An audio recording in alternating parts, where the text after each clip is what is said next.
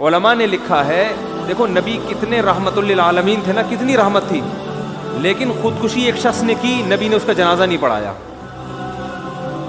حالانکہ آپ تو رحمت للعالمین ہیں,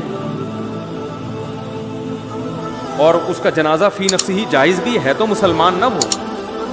علماء کہتے ہیں اس حدیث کی روشنی میں علماء کہتے ہیں کہ جو خودکشی کرے گا مسجد کا مقتدی رہبر یا کوئی بڑا عالم اس کا نماز جنازہ نہ پڑھائے, بائیکاٹ کرے.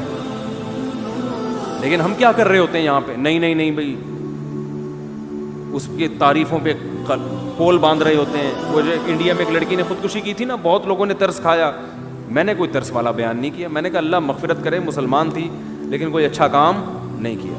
یہ واجب التعزیر ہے بھائی, تم جرم بھی کر رہی ہو اور ساری دنیا کو بتا کے دریا میں چھلانگ لگا کے اور بھی لوگوں کو کہہ رہی ہو کہ سب چھلانگیں مارو, یہ تو بے صبری ہے نا. نیکی کو پروموٹ کیا جاتا ہے, ہائی لائٹ کیا جاتا ہے کہ دیکھو غم کے موقع پر میں یہ صبر کر رہی ہوں, تو آپ لوگ بھی صبر کرنا سیکھو. عادت نہیں لیکن مجھے ٹینشن اتنی ہو گئی, 2 بوتلیں چڑھا لیں اور ویڈیو بنا کے یوٹیوب پہ ڈالتے ہیں. لوگ کہیں یار اتنا نیک آدمی کو یہ اتنا مجبور کر دیا اس معاشرے نے, اس ظالم معاشرے نے اتنے نیک آدمی کو ایسا مجبور کر دیا کہ شراب پی رہا ہے, اس کی ساس پہ مقدمہ ہونا چاہیے. اس داماد کو کس نے ٹینشن دی ہے؟ ساس. اس کے سسر پہ مقدمہ, اس کی بیوی کو جیل میں ڈال دینا چاہیے, اس کی ٹینشن ہے. ابے بھائی یہ ٹینشن اس نے دی ہے, نہیں دی, ہمارے سامنے نہیں. تو جو جرم کر رہا ہے نا, تو لوگوں کو گواہ بنا رہا ہے. اب اس انڈیا کی وہ لڑکی کی ساس غلط تھی نہیں تھی ہمیں نہیں پتا, لیکن آپ کا غلط ہونا تو آپ نے خود ثابت کر دیا نا اپنے آپ کو حرام موت مار کے. دیکھو میں اپنے آپ کو اس لڑکی سے بہتر نہیں سمجھتا, قیامت میں شاید وہ بخشی جائے اور ہم لٹکے ہوئے ہوں, لیکن اصول کی بات شریعت کی جو ہے وہ تبدیل نہیں ہو سکتی. جرم کو پروموٹ کرنے کی, ہائی لائٹ کرنے کی اور اس کی حوصلہ افزائی کرنے کی اجازت نہیں ہے. ہم تصویر کے ایک رخ کو دیکھتے ہیں, دوسرے رخ کو نہیں دیکھ رہے ہوتے. ایک بہت بڑا سنگر تھا, جب اس کی ڈیتھ ہوئی ہے تو اس کا جنازہ لایا گیا ہمارے ہاں, ہمارے شیخ حضرت مفتی رشید احمد صاحب کے, حضرت نے انکار کر دیا نماز جنازہ پڑھانے سے, میں نہیں پڑھاؤں. ہو سکتا ہے چھپ کے بہت دعائیں مانگی ہوں اس کے لیے, بظاہر یہی لگتا ہے اکیلے میں بہت روئے ہوں گے, اللہ اس کو معاف کر دے. کھلے عام اس کا جنازہ نہیں پڑھا تاکہ عبرت ہو, کوئی اچھی موت نہیں ہے یہ. ہاں کوئی چھپ کے جرم کر رہا ہے, اپنے جرم کو خود ہی چھپا رہا ہے, تو ہمیں بھی حکم ہے اس کو ہم چھپائیں. ایک اپنے آپ کو ایکسپوز کر دیا اس نے, وہ تو لوگوں کو ترغیب دے رہا ہے جرم کی.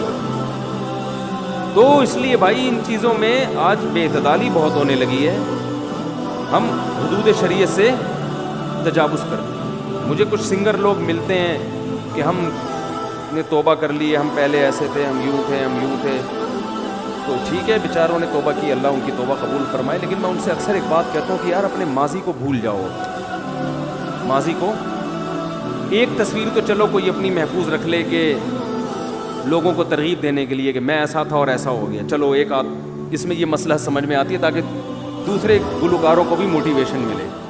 ہمارے ایک دوست تھے, وہ کہیں ڈراموں میں آیا کرتے تھے, تو پھر انہوں نے توبہ کی, تو انہوں نے مجھے اپنی پرانی تصویر بنائی نا, دکھائی, کیپ پہنا ہوا ہے, کالا چشمہ اور عجیب سی مونچھیں رکھی ہوئی ہیں, اور جب وہ توبہ کیا ایسا, جن کی میں نے 3 شادیاں نہیں, تیسری کروائی تھی شادی, وہ ویڈیو بھی گئی تھی, وہ شوبز کی دنیا چھوڑ کے شادیوں پہ سیٹ ہو گئے.